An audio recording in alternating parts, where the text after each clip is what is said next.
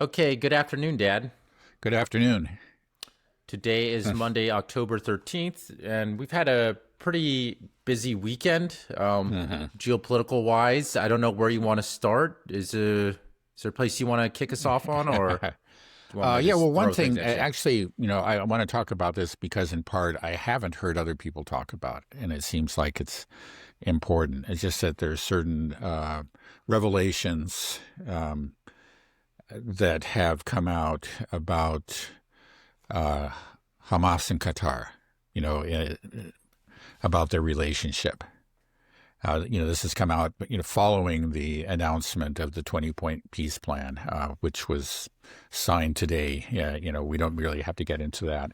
Um, Now, you may remember that when shortly after the strike by Israel on the Hamas negotiating team in Qatar, I mentioned the possibility and even the very strong suspicion that Qatar could be complicit in those strikes.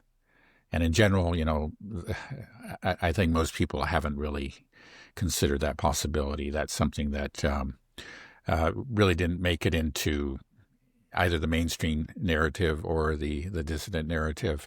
But at the time, there was a report in the Wall Street Journal, and all that there had been prior approval from Qatar. Of course, we don't know the sources. It's one of these unnamed sources, so it could have been misinformation. But that was reported at the time, and also some Israeli media speculated on the possibility. They thought that this might be the case, that there might be actually some coordination between Qatar and Israel on this. Now, I guess there's two things.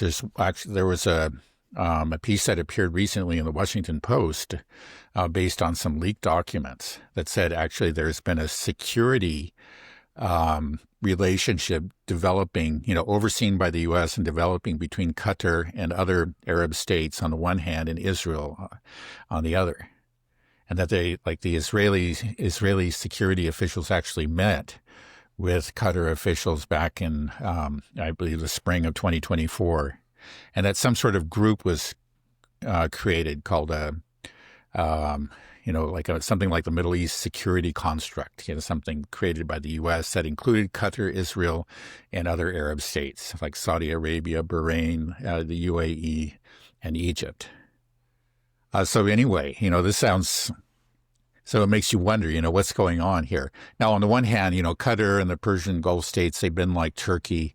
They've been denouncing. Excuse me, I should mute my phone. They have been denouncing Israel consistently, even accusing Israel of genocide. We heard the same rhetoric from Erdogan in Turkey, but of course, as we know, that Turkey has done very little to reduce its relationship with Israel, and the oil continues to flow through the pipeline. So, there's the rhetoric and then there's the reality, and the reality appears to be that they're cooperating. Now, another thing that's happened is just very recently, okay, the director and deputy director of Al Jazeera, which is based in Qatar and has been very, very sympathetic to Hamas over the years, they were fired. And what I understand is that they have a different editorial line there. They're continuing to report on the suffering of the Gazans, but you don't find the same open support for Hamas, and criticism of Israel has been reduced. Now, this is what I've heard. I wasn't confirmed, but it was, I don't think there's any question that there has been this policy change, that the director and the deputy director were fired. So I find this very interesting. Back at the time I said, well, we'll see what happens if afterwards Qatar, it could conceivably break its ties with the U.S., turn to China, invite the Chinese, we would know that, yeah, they're really angry about this. This was a betrayal and they're looking for a more reliable partner. But we see the reverse. There's been a consolidation of ties. Recently it was announced, for example, that Qatar is going to open an air base somewhere in the, someplace like Wyoming or Montana. I forget that, one of the mountain states. Actually, an air base here in the U.S. And then, of course, we got the 20-point peace plan, and Qatar's a big part of that. It's so, you could, if anything, it's clear that the Qatar and the U.S. have been drawing closer together since this. And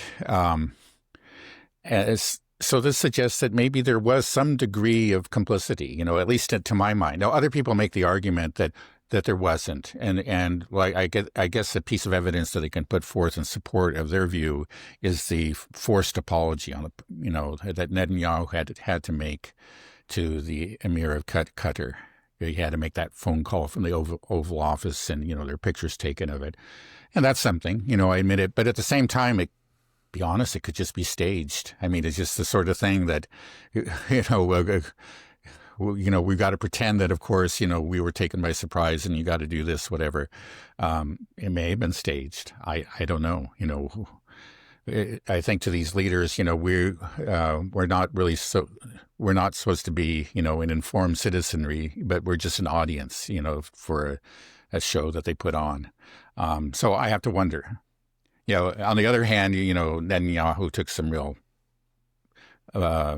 suffered some real heat. There were some pretty heated attacks on him in Israel for doing that. But anyway, so we can see that you can provide evidence for both sides on this. But what's clear is that there is some kind of security relationship already pre-existing between Qatar and Israel, and it seems to have actually grown tighter, if anything, since the attack. Well, why do you think they would want to do that? What is Qatar hoping to get out of all this? Just to be closer to the United States? It seems like you're tying yourself to a sinking ship, and I'm just surprised to see Arab leaders tie themselves to Israel. If they also, the writing is on the wall in many ways for Israel as well, with the support of Zionism going down and just its aggressive behavior. You just don't see what is their goal? What are they hoping to get out of? And you also just see all of these Israeli Zionist influencers.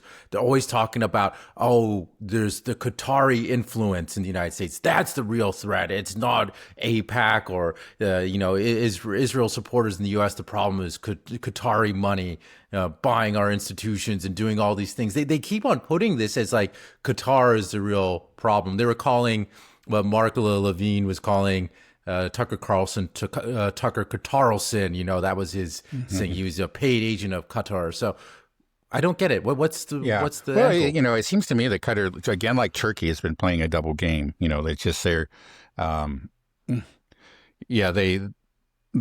like to, they play both sides. This is something that we've seen. We know that about Erdogan, and something that we've talked about many times previously. But the same is true of Qatar. Another example, actually something I didn't mention, was that there was a real scandal that broke in Israel several months ago, and I think we talked about briefly at the time. It was it turned out that several close associates of Netanyahu, had these secret deals with Qataris. Mm-hmm. And, even this was during, after October 7th, this was going on. So this is, it's hard to explain it all, but I think they have been playing both sides. And it seems like right now they're actually shifting to the Israeli side. And it may be, I don't think they think, it may not be, you're talking about the big geopolitical trends, maybe it doesn't make sense. The U.S. is going down. I think these people are more concerned about what sort of benefits they can get in the short or medium term. And they can be very corrupt. There can be payoffs and, all kinds of corrupt deals. There was a lot of nefarious dealing going on between the Israeli government or members of the Israeli government and Qatar. And I'm sure that there's plenty that's happening under the table between Qatar and the U.S. too. Okay, so how are you feeling about just the Israel-Gaza peace agreement so far? Yeah, well, today was the first day. The hostages were released. And I think there were 20 living hostages. All of them were released as was promised. And I know that the Israelis have begun releasing at least the many prisoners and hostages. Let's be honest. A lot of those people, again, there's all this talk about the hostages, and it's fine. I understand, especially if you're one of those families or connected to those families, it is a real trial, and they are rightfully joyful for to receive back their family members, and that's a good thing. I'm not going to say otherwise. But that's not a problem. That people can be concerned about that, but the complete lack of concern for really the Palestinian detainees, really hostages. So many of them were just grabbed without charges and have been held for a long time, including young people. Many of them have been tortured. 80 of them have died as a result of torture and starvation in the prisons. Just not a bit of concern. There's nothing there at all. Just like, come on, this isn't right. But anyway, I know that some of them were returned. I don't know how many, maybe all of them were, but, there were quite a few more on the Israeli side. We're talking about close to 2,000 total, and they were returned to the West Bank. And I'm sure the West Bank is a very difficult place to live now, and it is turning into another Gaza. But I'm sure it's still better than being in prison. So that's good for them. But this is this first phase. We expected that this would happen, that this would be successful. It's just once this is done, then the difficult work begins. The real challenges will have to be faced, and it's just not clear if that's going to happen. There's going to be a great deal of resistance, on the Israeli side. And pretty much Netanyahu has indicated, like I remember him indicating back in January and February of the first ceasefire, basically telling his supporters, don't worry about this, we're going to get out of this. And he's making many of the same kinds of statements now, usually in Hebrew. We don't hear it in English, but he makes those statements. And so he's going to try very hard to get out of it.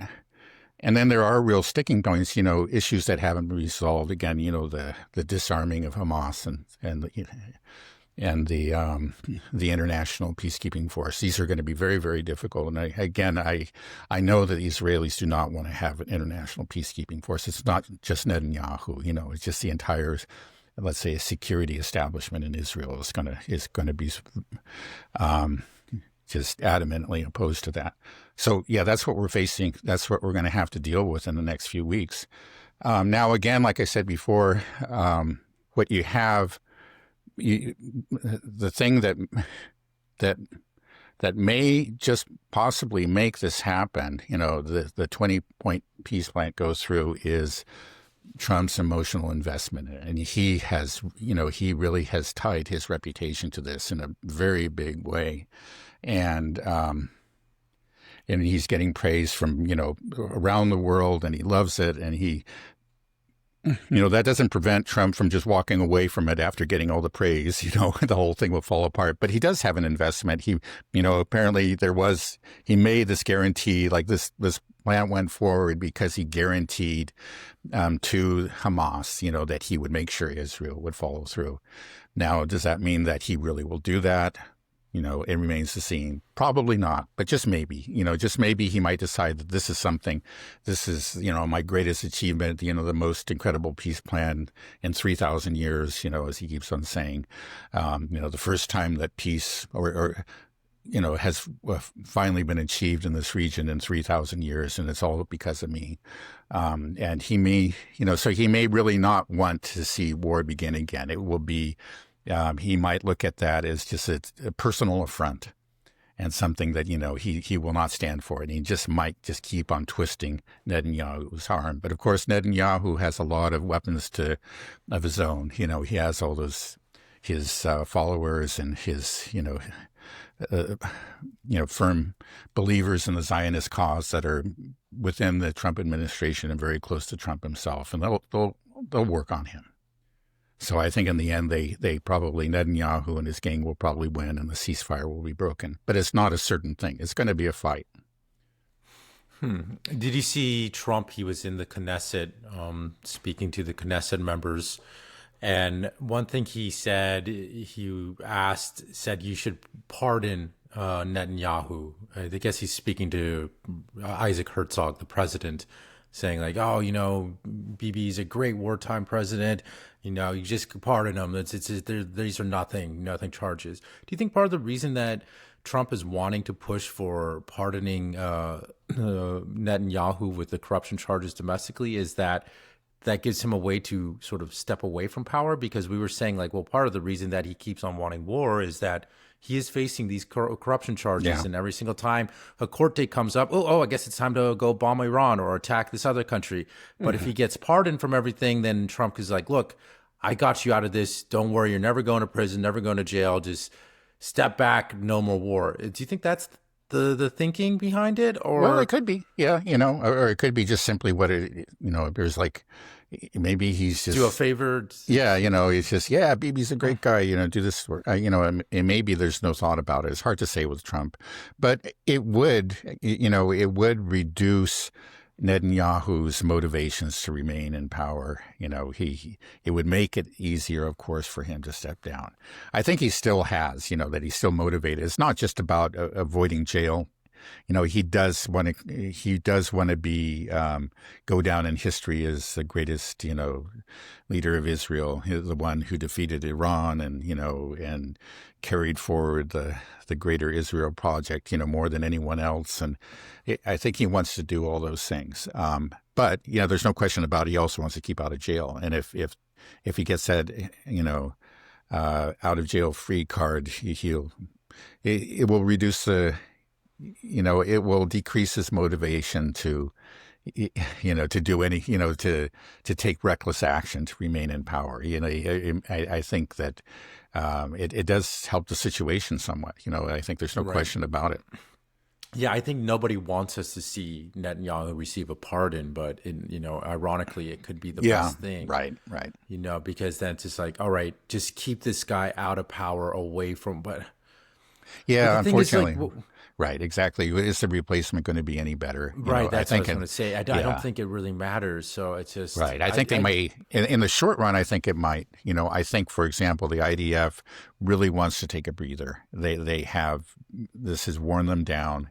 This is something, there is a real war weariness in Israeli society, and within the IDF, this was not an army that was really, and it was not designed for this kind of war, a war that lasted this long. And I think they would be very happy if they could just put everything on hold for a while and then maybe go back at it. Because it seems to me is, again, this greater Israel project, the ethnic cleansing of Gaza, that's not just Netanyahu and his, right-wing allies' plan. That's something that most people in Israel are in favor of. But they just may, want to use a different timetable. That's about it. Mm-hmm. Yeah, whenever people are saying that this is the end of the war, or we can't really call it a war. I don't want to even use that moniker for it. But that people are saying that this is the end of the conflict, the end of the genocide. I think many of us watching this and following it don't believe that to be the case. But if we do say it is, then when there's an end to some type of conflict, usually you have some type of winner or loser. But it just doesn't seem like. How are they spinning this? Is Israel claiming some great victory? I mean, what have they achieved really in reality after 2 years of a largely unarmed population? You weren't able to take it over. You killed a lot of innocent people. Yeah. Are they claiming victory? Is Hamas claiming victory? What's going on? Do you know? Yeah. Well, I think Netanyahu is, of course, spinning it as a victory, and he can, obviously, I don't think he wanted to agree to this 20-point plan, but he realized that he had to, but again, he's agreeing to it because he figures he can wriggle out of it.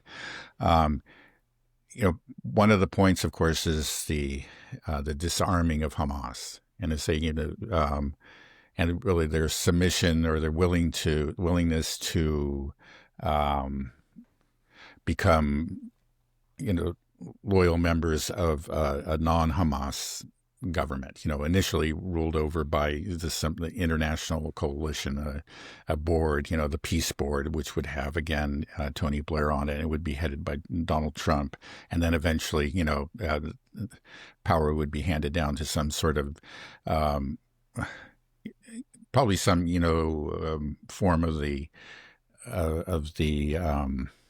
Palestinians, or the PA, but that would, Hamas would have to essentially capitulate. If their members became part of that government, they would have to recognize the authority of the PA, and prior to that, of this peace board. And that's anyway, that's something that Netanyahu can spin as a victory. I think you can say that, you see that Hamas is handing over their weapons and they're capitulating. Of course, that hasn't happened yet. We're actually quite a ways from that. But I think that he, that's something that he can again describe as a victory. Do you think we'll get to that point? Probably not. I think that's even according to the 20-point peace plan, that's pretty far down the road. That's after, the peace board and the peacekeeping force and everything else. There are a lot of other things that have to happen before that happens. So what happens next? What's going on in Gaza right now? I mean, are aids flowing in? Is there like cameras? Can we start to see just like? Yeah, well, I think aid is starting to flow in. I don't know if they're supposed to get 600 trucks in again per day, which is really what they need, to meet their vital needs, for food and medicine and so on and so forth, just basic necessities. They should be getting 600. They've been getting over the last couple of months about 60, 1/10 of that. And I believe that the flow has begun. Actually, the Gaza Humanitarian Foundation Aid Center was shut down, and I guess proper international aid centers are being set up. I don't know how far that process has progressed, but it is beginning. Okay. So what do you see happening in the near future? Do you see, more cameras coming in and we start to see more and more horrors being broadcast to the public, and then that begins to further damage Israel's reputation? And it just, like, I don't understand where this is going to go. It just seems but then if they start it up again, I just feel like you said, there's war weariness already in Israel. Yeah. It's like every time you stop, you have to rebuild that momentum up. Yeah. Like, okay, let's start killing again, Yeah, I don't know. I think it's going to be hard, right? It's going to be hard to do within Israel, and the international resistance to it is going to be great. I think, no question that's what Netanyahu wants to do. Even if he gets that out of jail free card, he still wants to hold together his coalition. And if he cannot break the ceasefire, his coalition's going to fall apart. Again, that's what the extremist ministers have told him. He doesn't want that to happen. And I don't think it's just about the coalition. I think he wants to continue the ethnic cleansing of Gaza. He wants to see it happen. But it's like I said, it's going to be a battle. I mean, it's not just Netanyahu versus Trump, but Netanyahu versus his own, so much of Israeli society, and the IDF. But the IDF really did resist this attack on Gaza City. The head of the IDF, right now I think it was Zamir. I believe it's Zamir. He fought Netanyahu on this. He said, "We're not ready for this," but eventually he obeyed. Netanyahu has the authority, and he said, "Okay, we'll do this." But he did it slower, at a slower pace than what Netanyahu wanted. He wasn't careful with Palestinian lives or homes or anything. We saw him, the IDF destroying one apartment building after another, one residential tower after another, mosques and so forth. It was, they were just leveling Gaza City. But that's easy for them. They can do it from the air. And they were reluctant to go into Gaza City on the ground because that's where they knew they might suffer losses. And they knew that there was some, that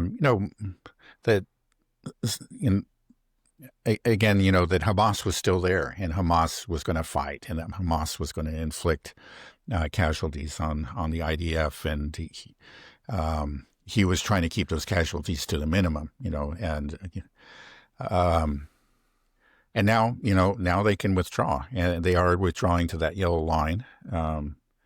They still have like 70% of Gaza under their control, and it's just a change from 80% of Gaza to 70%. So it's not a really big withdrawal. Or are they planning on settling it? Has that been mentioned? Not if the 20-point plan goes through. The 20, they have to withdraw from everything. They would have to, except for just one like a security belt, I think like 100 meters roughly or 200 meters along the border, everywhere, including actually I think down there at the Rafah crossing, where Gaza borders Egypt.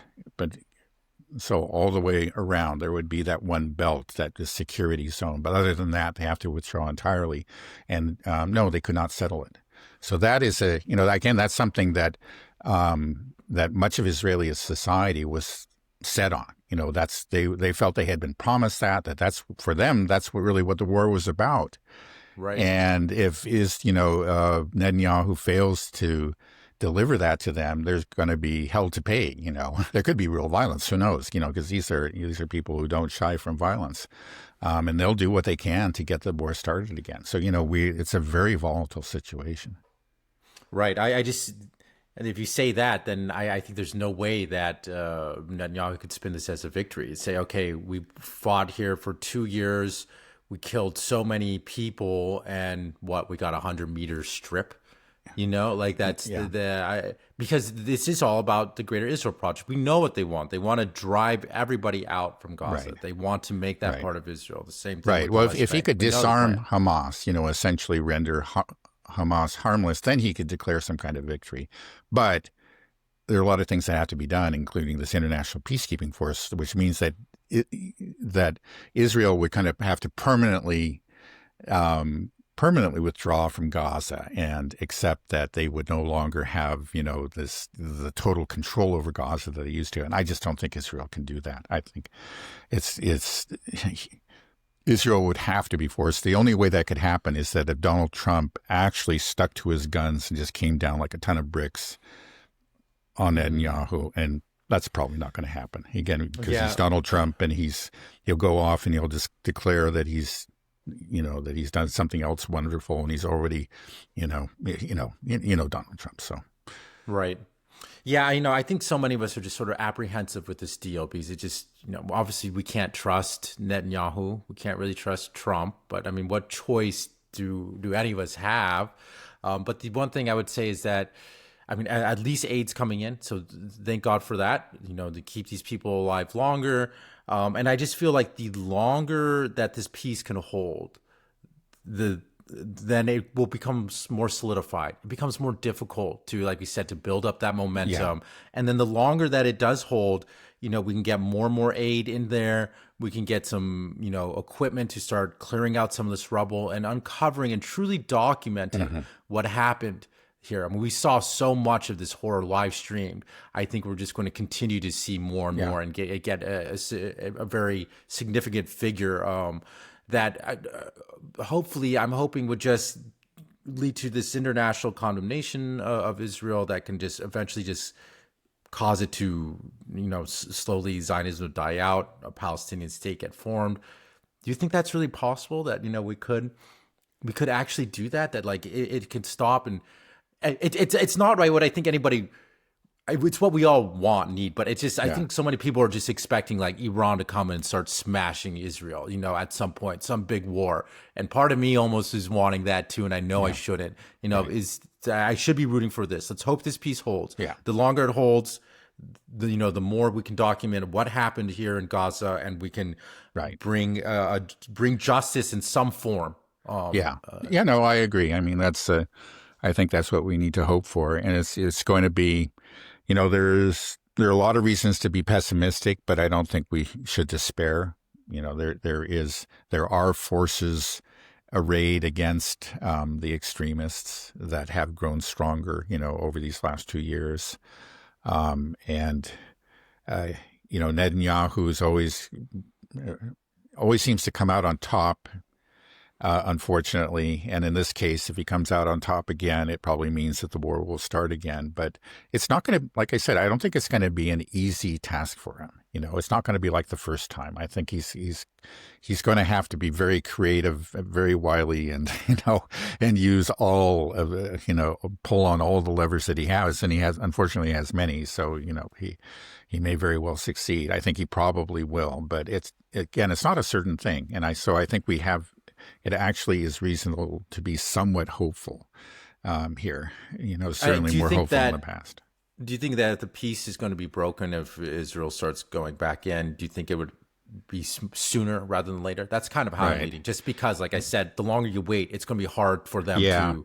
Well, what another thing that we might see is that we're kind of looking at the the two extremes. Okay, Israel renews the ethnic cleansing campaign, just like before, after getting the hostages back, and that certainly could happen. And they just go back in and they renew the attack on Gaza City. Operation Gideon's Chariots 2, and we're right back where we were. That could happen. Or it's the 20-point peace plan. It actually goes forward. But there actually is a lot of, muddle in the middle there. There's a big gray area. And we may see something like what we've been seeing in Lebanon. Remember, there was a ceasefire, which I guess technically is still in effect, but the Israelis have broken it, I think, 3,400 times. And they've destroyed like tens of thousands of homes, and they haven't actually gone back in with a major ground invasion like they did, that they carried out, roughly a year ago. I think what the ceasefire went into effect, I believe it was in January of this year. But since then, they've just broken it, basically every day, both on the ground and the air. And maybe we'll see something like that. Technically, the ceasefire is still in place. They don't renew the operation against Gaza City, but they're just constantly, every day, committing violations of the ceasefire. Assassinating this person, blowing up this home, dropping a few bombs on this camp, and that kind of thing. That's unfortunately something that we could have.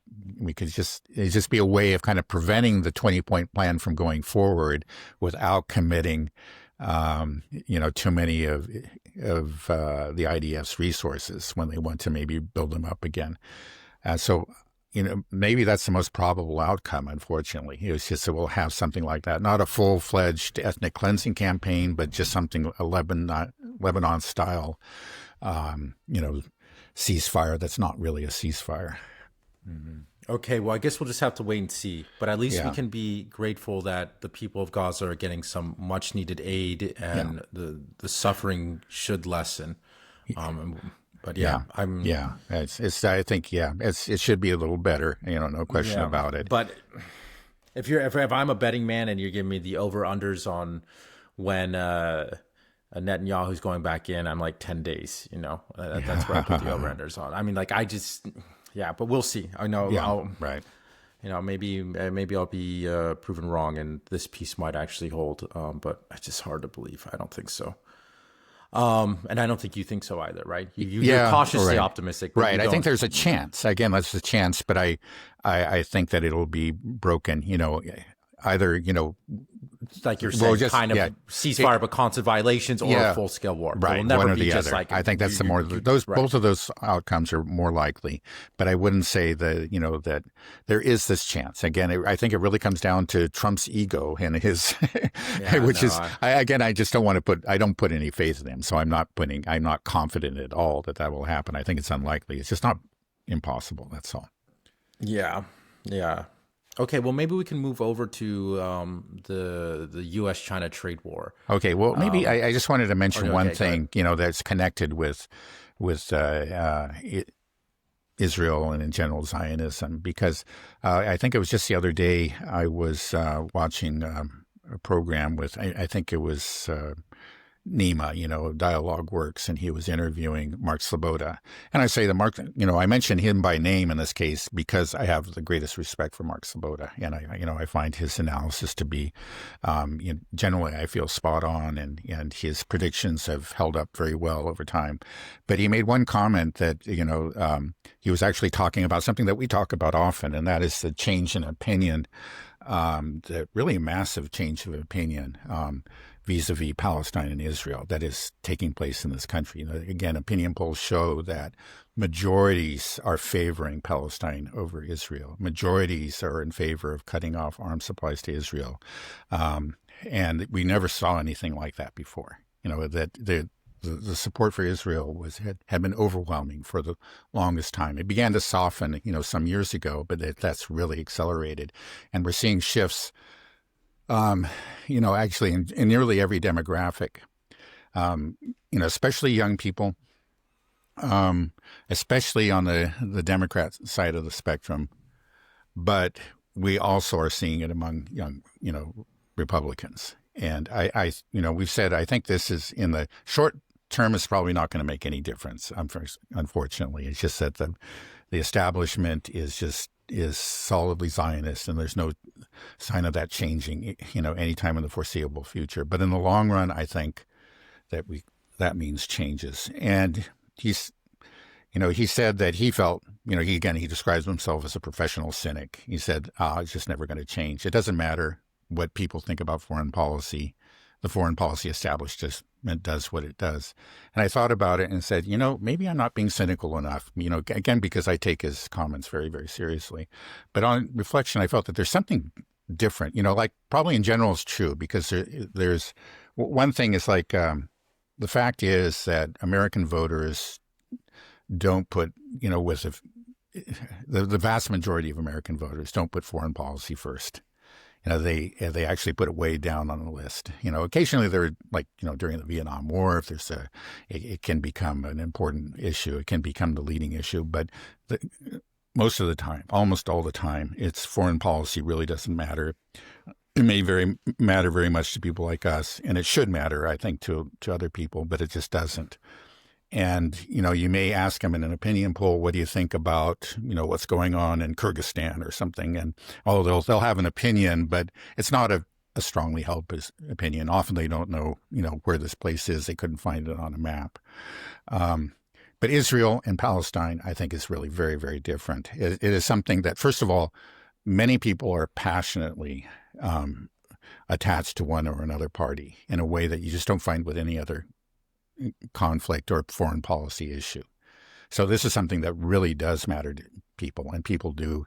It makes a difference. And that's true up and down the line. We're not just talking, common people and people within the elites too. So first of all, it's just a passion, that is attached to this issue.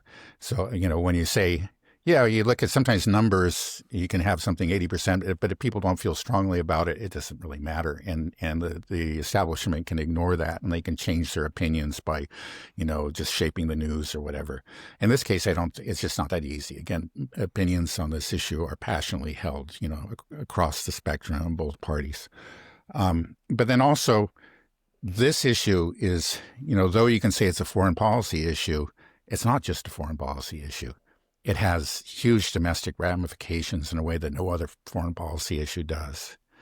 Meaning that, let's just give the example of the Charlie Kirk assassination, because a lot of questions have come up after it. And this, it's been revealed that he was going to leave the pro-Israeli camp. He made a statement 48 hours before he was assassinated. And other things, that he had been shouted at by his donors. Again, these Israeli, Zionist donors. And all this has come out, and you say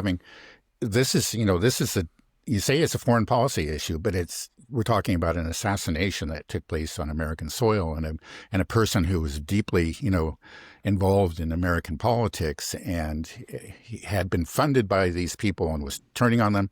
Again, it's just like it's become the Israel-Palestine issue and Zionism in general is not just something out there. It's something that is debated and felt here. The repercussions that, are here in the U.S. Another example is that, a lot of free speech issues, whereas our government is cracking down, the Trump administration on anti-Zionist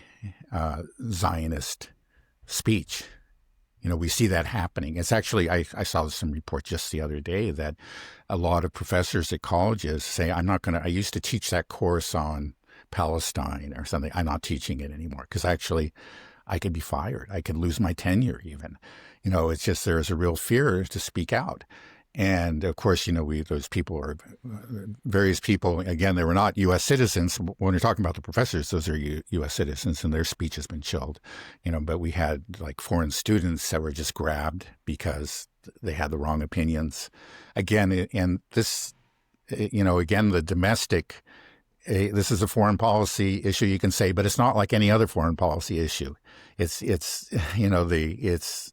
you see the consequences on our own soil. It's affecting our most fundamental right, you could say, which is the right of free expression. So I think this is a different kind of foreign policy issue. And I think that shift in opinion is very significant in a way that it might not be for any other foreign policy issue. So I'll just have to disagree with Mark Sloboda on this. I think it really will. It is a tectonic shift, and it will have very important, repercussions down the road.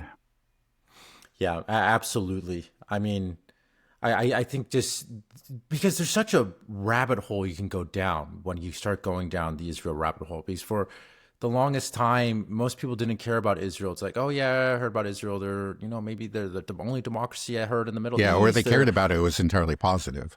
It was entirely positive. It was just the little bits of Zionist propaganda narrative that was planted throughout our education and throughout our television. We're just like, oh yeah, they're fighting terrorists or something. They're kind of like us, like a European city in the Middle East. It's all great. And then you start going down just the rabbit hole. And now that's the thing. Everybody's going down that rabbit hole, and you can just fall so far. I mean, we have all these problems here in our own country. And then you start to think like, oh, wait a second.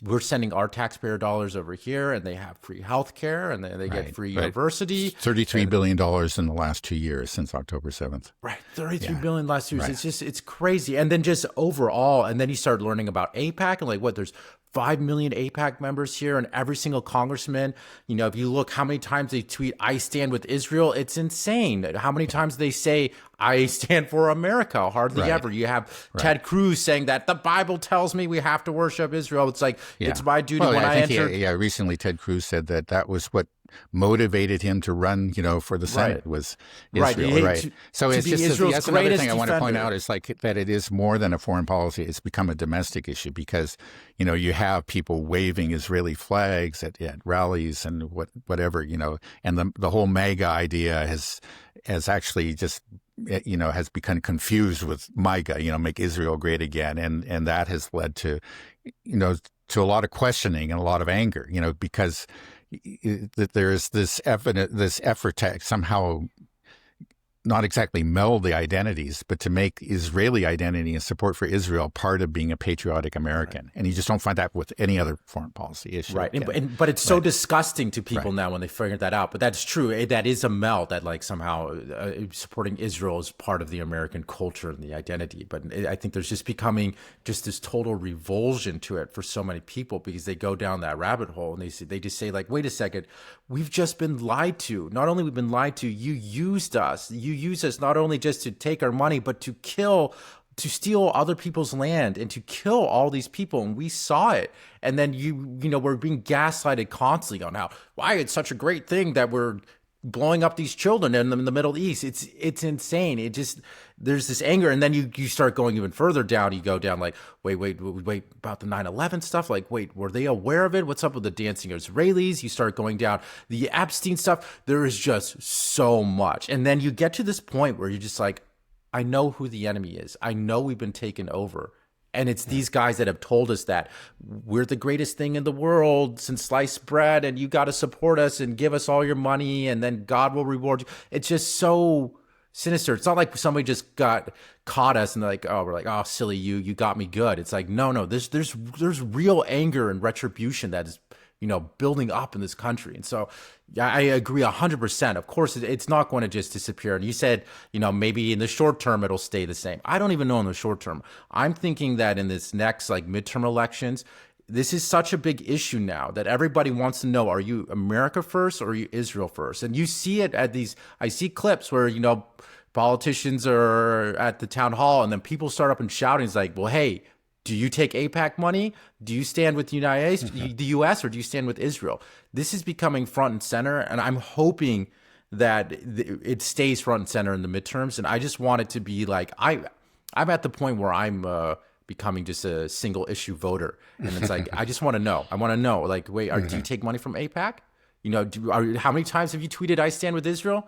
If I see it once, then you're out. I don't want to see it. Just get out of here. And I think so many people are like that. And I don't even care about the other stuff so much anymore. People want to go Mandami or whatever. It's like, well, at least he's not, being controlled by some foreign lobbyist, foreign country that's stealing our money and killing just for the most evil thing. genocide. The one thing that we said would never happen again. That it's nuts. Anyways, I don't know if I have a question there. If you feel the no, same that's way, fine. but... Yeah, you don't have a question. We'll leave it at that. That's fine. Okay. So we can pivot away. All right, let's try to wrap up a bit with some of this trade war stuff. So, yeah, it's pretty wild. I'm going to start with just some of his tweets. So this is just basically what seems to happen. I as soon as I saw that he's putting this 100% tariffs, I was like, this won't last long at all. He's got to fold. We've seen him do it already. We have no leverage. He's already folded twice on that one, right? Right. So, I mean, this is what he does. He always puts tariffs on China, Trump says, and then China says, piss off, we don't care what you say. And then Trump gaslights everyone and says, oh, I made some kind of great deal with China, and now we can remove the tariffs. And we just kind of look stupid, and then we go around again, and then Trump threatens tariffs again. I mean, it seems like we're seeing this pattern. But, well, first of all, it makes us look stupid, but are we having some real repercussions from this? I mean, just the damage. I think China now is just understands what it's working with the United States, and it's just like we're kind of done. And do you see this being like a very, catastrophic? China, it's just like China has clearly just chosen to take a hard line and not to make any efforts to appease the U.S. They used to try to avoid conflict, to always lower the temperature. But that's just not true. This year we saw the response to the initial tariffs that Trump opposed, back in the spring, and China came right back, with reciprocal tariffs. And then in the last few weeks, we've seen them, take other measures. Where before they were trying to at least make the appearance of complying with these anti-Russian sanctions, they've essentially abandoned that. They're just like, we really just don't care anymore. We're buying Russian oil. Our banks are working with Russia. If you want to put sanctions on, that's your problem. It's like, we don't care what you do. We're not going to really, to comply with these clearly unjust laws that violate our sovereignty. And most importantly, it's just very recently, they tightened up the restrictions on the rare earths, especially those that have military uses. That was the focus. There's still rare earths that are available for civilian uses, but there are certain rare earths that are just are vital to the military industrial complex here in the U.S. And high tech, including AI. Yeah. Okay. So. And also, that's right. But also there are certain kind of magnets, high performance magnets that again are just absolutely essential, to advanced weaponry here in the U.S. And we've been getting that from China. And I think, just quite recently, China says, well, they're constantly threatening war against us. Why are we, handing them the means to attack us? This is crazy. We're going to know more. We're not going to help you prepare for war against us. And so they tightened it up. And that just, that infuriated Trump, when he said, because he found out it was not just that China had imposed these restrictions on, exports of rare earths and certain technologies to the U.S., but was also telling other third countries like India, say, you can buy rare earths from us, but on the condition that you do not re-export them to the U.S. And he said, how can you do this? Interfere with a third country? There was absolutely no self-awareness in that tweet. They say, wait a second, why are they behaving so hostile?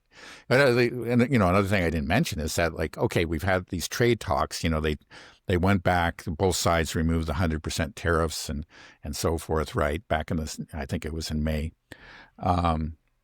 But the U.S. has continued to slap restrictions, have targeted certain industries and companies within China. And, it continued to behave in this very hostile way.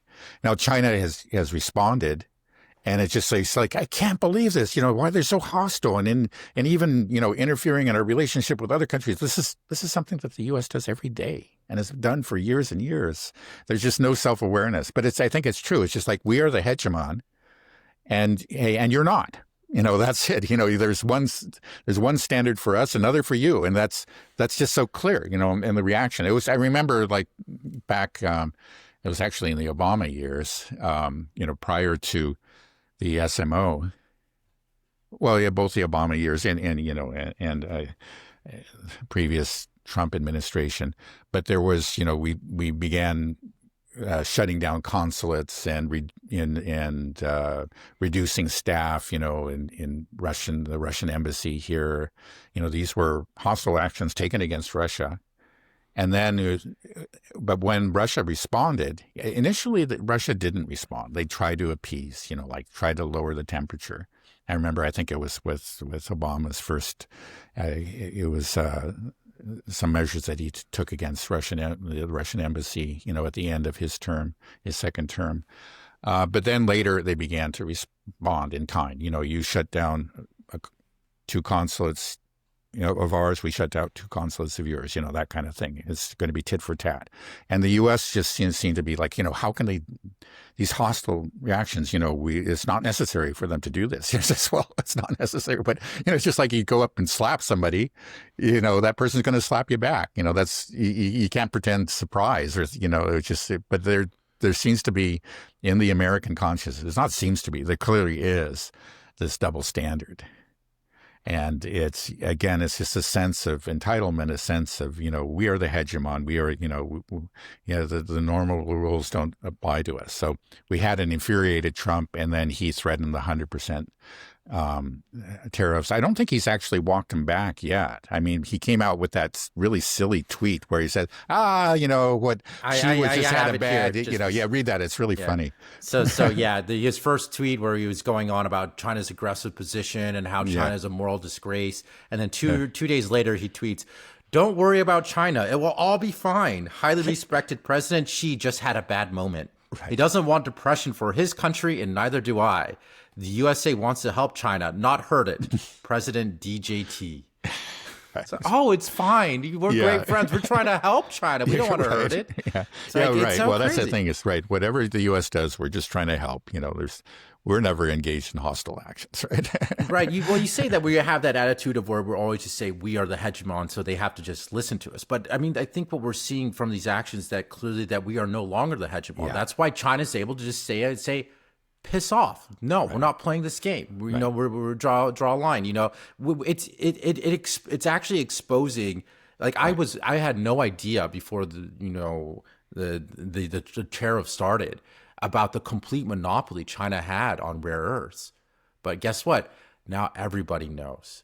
Everybody knows that China has us by the balls. They can do anything. Like we are completely reliant for them on our high tech sector. I mean, really everything. I was seeing also just how much U.S. farmers are dependent now on selling their soybean crops to the biggest soybean buyer, which is China. No surprise, 1.4 billion people.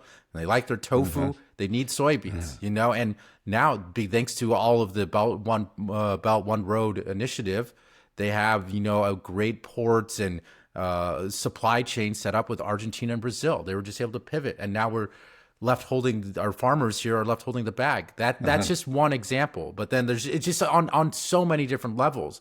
And if you think about it, it's just common sense. Like, what does America make? Movies, music, and even then, a lot of it, 10 cents buying up a lot of that, making a lot of it too. China just has all the leverage. I can't believe that we've engaged in this type of behavior when we don't have any cards. Are you surprised as well? Yeah, well, actually, I am. I am. That you would think there would be some strategic thinking at the higher levels. We have this war planning, and we're often doing war games. There's obviously preparations for a possible, maybe eventual war with China. That this has been ongoing for years and years and years. But that you would do all this without stopping and just thinking, well, wait a second, everything that's in our, the essential components in our F-35 and all these other things, they come from China. We don't make them themselves. Maybe we better do something about this, and we obviously didn't. I mean, I think it is quite extraordinary, and it shows just a very serious, a complete. It's really a fiasco. I mean, it's just a total failure. You think you're the world hegemon, but then you let yourself again, these essential components out of your grip. I remember, talk about and worry about that, decades ago, but obviously nothing was ever done. Right. I remember that too, just thinking that. And I was kind of just aware of it just in the background. I mean, just everybody knows you go to Walmart, everything's made in China. But the rare earths, I always assumed that, okay, we spend $1 trillion a year on our military. Well, surely we're able to make our own stuff. But surprise, we don't. Over 50% of the components for all of our military equipment comes from China. And then the rare earths, they have basically a complete monopoly on that. And 90% of the rare earths, but I think almost like for some of the technology and the separation process, it's only China that can do some of this stuff, apparently. Mm-hmm. So it's just, they have just this complete monopoly, and we require some like 450 kilos worth of rare earths for one F-35, but for like a submarine or a destroyer, thousands and thousands of kilos of rare earths. We can't build diddly squat without it. Our military is and we're already low. We've already talked about this many times, just how our MIC is not able to scale up. We don't have the manufacturing capacity. We can't. One thing the war in Ukraine has shown us is that we are unable to engage in a war in attrition. The only thing that's keeping Ukraine in the fight is their drones, where those components come from China. It's just it's just such an insanity to me that our idea, the only thing I think America has left is just to keep saying we're number one. And if we just believe it hard enough, maybe Trump is thinking, maybe I'll just die with that belief, and then I don't worry about what happens next. Just keep on believing, that it does feel that way though. Yeah. We just have to go on belief. Yeah. Well, I think, again, it further demonstrate what kind of MIC we have. And it's an MIC that lines the pockets of lots of people. Many, many people are making lots of money out of these systems. But it's not an MIC that really strengthens, I can't say entirely, it's not like these weapons have no value, but it clearly isn't geared to actually help us win a war against a pure adversary, whether we're talking about Russia or China. It's one that has, again, it enriches all kinds of people. And so a lot of people are very happy with it. And there's just, and I think that's why, probably these issues have come up in the past is, hey, wait a second, but too many people were making money about it. And there's just this terrible smugness, and by the way, we are number one, so let's not worry about it too much. Okay. Right. Right. Well, what do you think is going to happen then? Trump is going to have to back down, but I don't see China changing its export controls on rare earths, because exactly what we're talking about. I mean, we're talking about pivoting to Asia constantly, how the biggest threat is China, and how China. I hear it all the time. I hear it on Joe Rogan had this ex-CIA guy on, and he was actually pretty critical about Israel and said some interesting things. But when he's talking about the real enemy, it's always China, saying that China is somehow influencing and they're working to get us to fight and divide ourselves. It's like, come on, guys, we do that well enough ourselves. China doesn't. They don't even. It is absurd. It's so. I just think everybody that has an opportunity to go to China should just go to China. I mean, it's just not what they think. This idea that there's a social credit score, all this stuff. It's just, it's insane. It doesn't exist. I lived there 10 years in Shanghai, and it's a great place. So but there is this concerted effort to demonize China. It's very clear. And so many people buy into it because nobody really gets to go over there and experience it themselves. So few people and to demonize Russia and Iran. And again, I think the best antidote is to go there. Yeah, right. Yeah.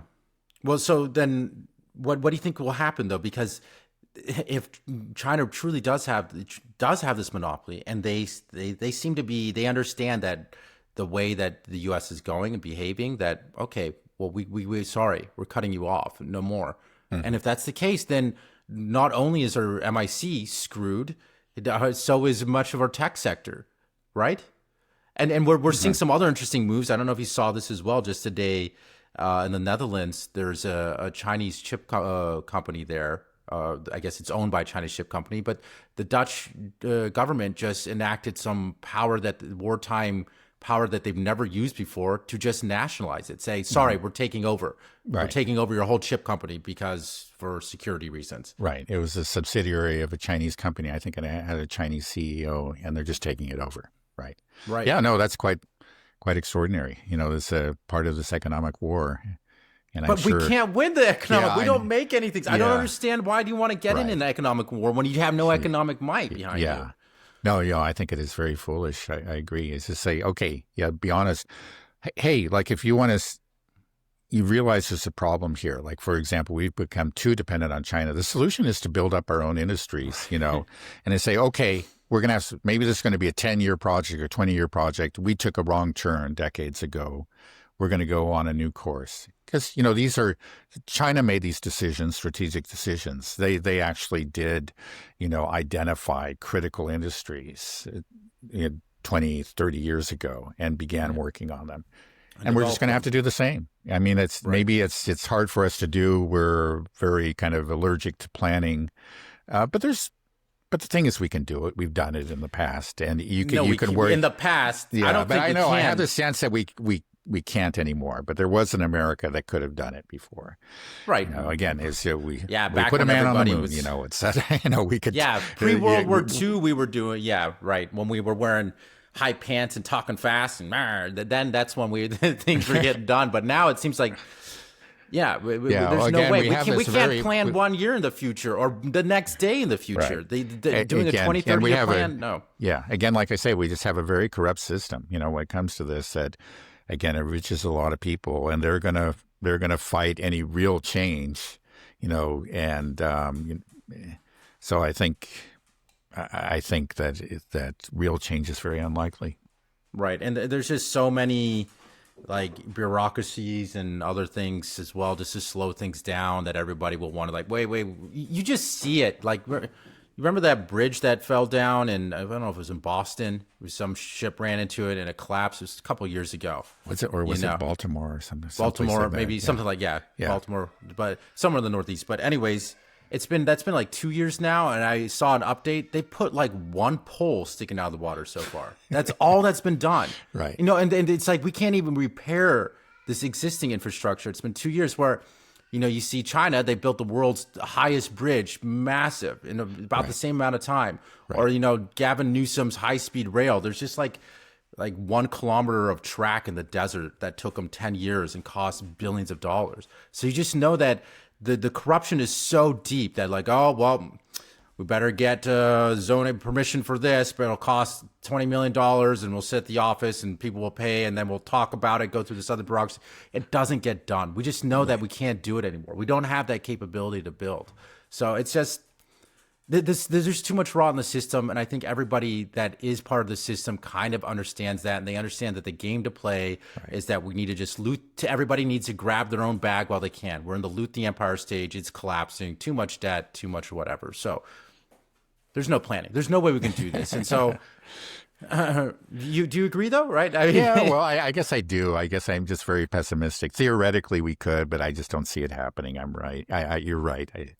In general, but again, we should be turning inwards and facing our own problems. Like, we're angry at China that they control 90% of the rare earths. But why get angry at China? It means they did their job and we didn't. Right. So let's just stop, instead of being angry at China, just say, hey, okay, we obviously dropped the ball a couple of decades ago. Let's try to figure things out and we got to get along with China. They got 90%. That's a reality, my friends. But maybe we can do things to actually, improve our situation at home so that we're not so weak vis-a-vis China, and rather than lash out at them, seize their companies, impose more fines on their, CFOs or whatever. Well, we arrested the CFO of Huawei, then. Right. That was in Canada, I think. Right. Right. But I mean, the very obvious stance to take is, if you see somebody that has done something very well, don't get jealous and angry. Say, wow, good job. How did you do that? Could you help me do that? Yeah. Like, that's the normal response. And most people, when they hear that, it's it feels good. Like, thanks, man. Great. Yeah. Let me show you how I did that. Let me help you guys out. Yeah, or like, wait a second, we can do that too, and right. Oh, yeah. right, Or that stance. But I'm right, saying there yeah, can't right, be an amicable stance like that. Like that's just. It's good to be, to find another country that's done something better than you. That's good. It's like, hey, wow, great job on that, and don't be petty, don't be jealous. Like did you do something good that's for the world? That's something that the whole world will benefit from. Fantastic. Well, maybe we can work on building some of that stuff too. How'd you do it? What, there's so much opportunity to share. Like if Russia, if the U.S. was able to adopt that sort of policy, it's kind of the relationship we're kind of seeing a bit more between Russia and China that we're being forced into. Let's be part of that too.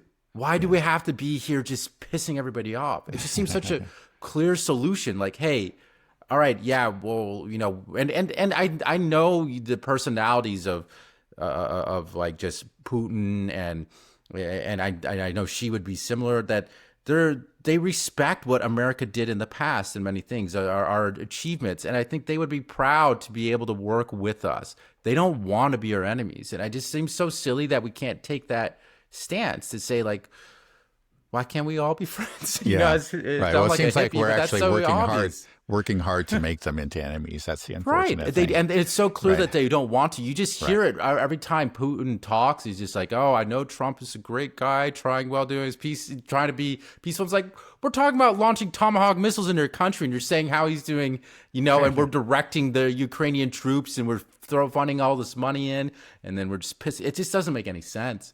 I just don't get it.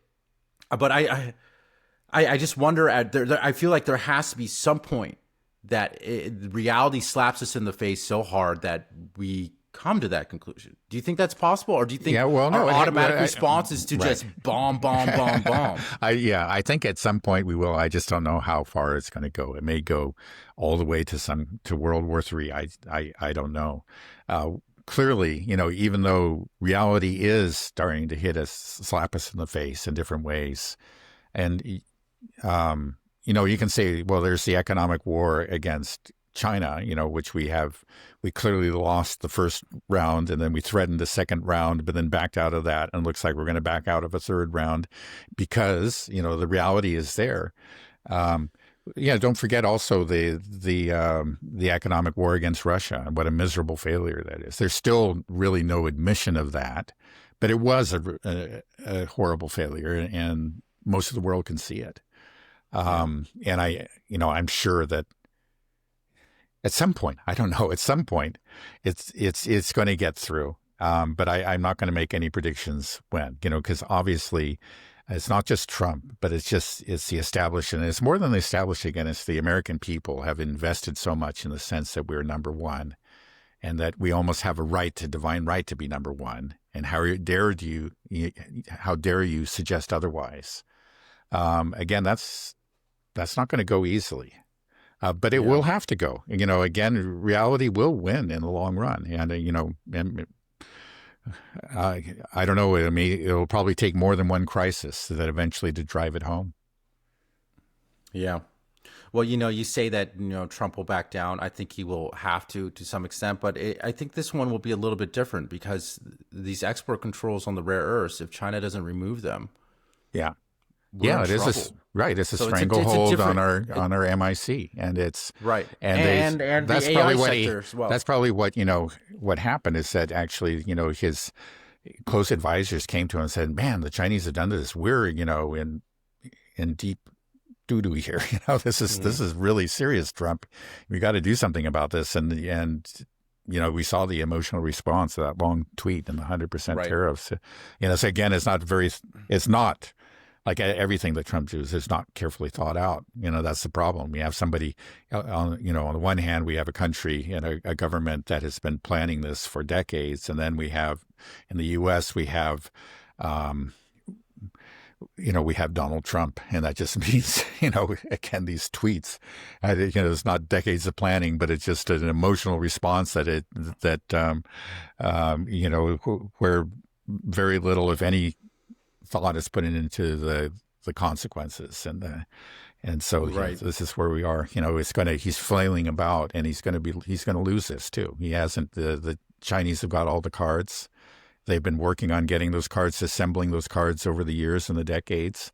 And We have you no know, cards. yeah, right. You can vent all you want and you can threaten all you want, but in the end, you're going to lose.